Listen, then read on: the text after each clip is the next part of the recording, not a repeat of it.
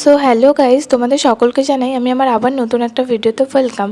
আমি আর মা কিন্তু আজকে চলে এসেছি দাদু বাড়িতে। আর হ্যাঁ, তোমরা আমাকে অনেকেই বলেছো আমি কেন সবুজ চুড়ি পরিনি। আমাকে আমার বয়ফ্রেন্ড দেয়নি, আমি তাই পরিনি।